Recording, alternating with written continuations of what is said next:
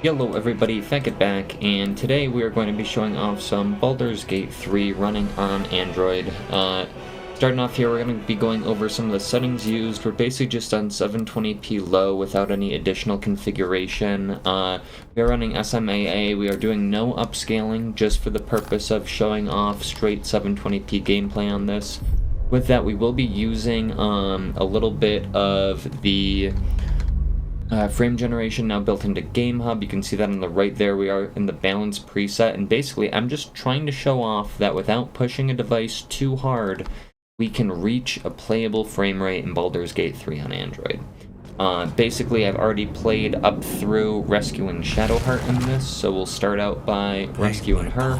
But you'll see booting in here, we're getting about 54 FPS, and this is with doing the live screen capture.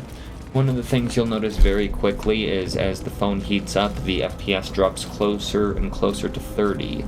With that, I wasn't too worried going through about that being a consistent issue. It's more with the actual screen recording. Just playing up until this point, I was maintaining a solid 40 to 50 FPS, even using higher than low settings on 720p. You utilize FSR 2.2, you also circumnavigate a lot of these problems. One of the things that was brought up to me as well is setting an internal frame cap to about 45 and using the balanced preset for frame generation that I already have. Should get you to a point where the phone isn't essentially constantly heating itself up, but as we get over 70 degrees here, it will get a little slower, but ultimately, it just thermal throttles, cools off, and comes back. But we'll go through this next little combat section here.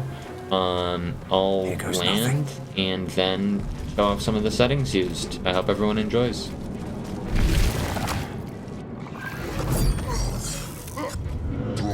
Do it.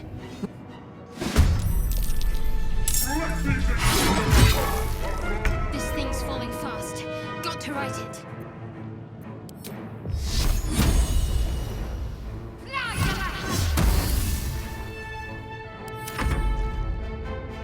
Make way.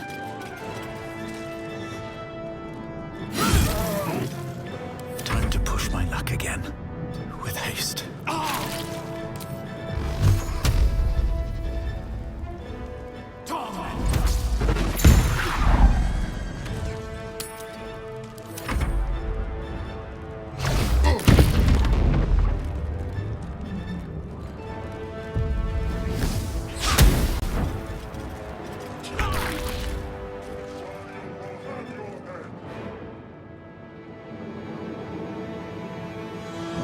Showing off that we are not even in any type of turbo mode there, but with that I did switch to pass-through charging just because I had the phone plugged into my rapid charger there.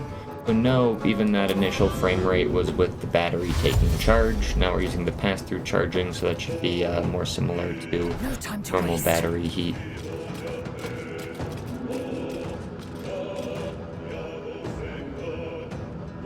Also using the mouse and keyboard control scheme for Game Native here, just to kind of show off the fact you don't really need the controller layout. I just thought it was pretty cool. Gamehub, not Game Native, my bad there. Find a way forward.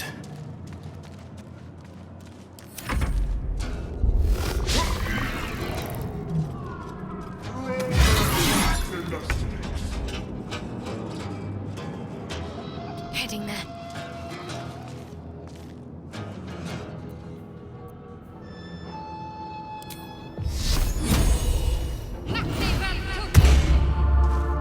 Swift and lethal.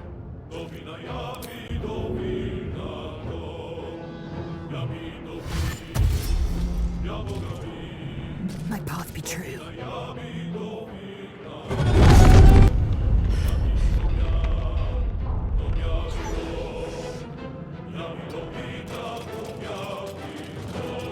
I am doing the voiceover in post here, hence why we have the black box and all that. It just was easier than trying to do it with a headphone on the phone.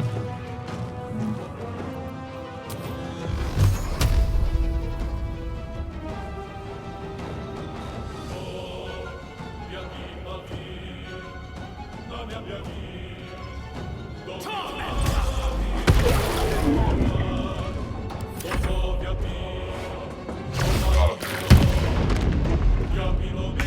out of scope. It's now or never. Moving.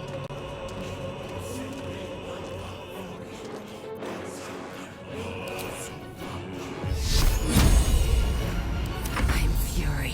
I am death.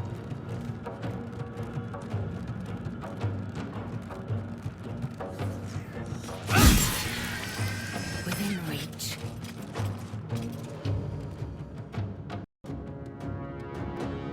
The helm's alien transponder.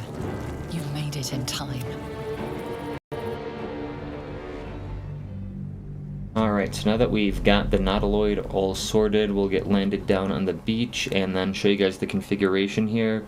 We are utilizing the new Proton 11, and with that, everything else is pretty much what you would expect it to be. I don't have any sort of special trick or anything that made this run. Even my the things I installed to help compatibility when switching from Proton to 10, from 10 to 11, basically uninstalled themselves and I ran into issues, so I didn't even have Mono, Gecko, VC Redlist, or Vulcan RT installed for this, which I used to have to do to get this running on anything.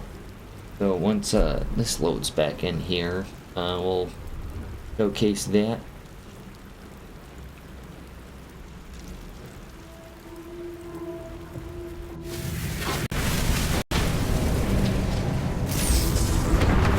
And again, there's been no skips or cuts for any of this so far, so all of this is real loading time, real zones, no shenanigans there. Just showing you how the game actually plays on my phone while screen recording. If you don't find a way to remove that, your head whispers.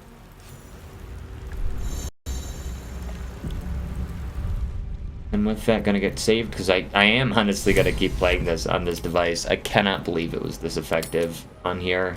Probably just gonna do a very casual dirge run to complement my tactician dirge run I'm trying to do on the desktop, but we'll get exited here, and then general, you know, like everything's normal. Don't have any environmental variables or launch options.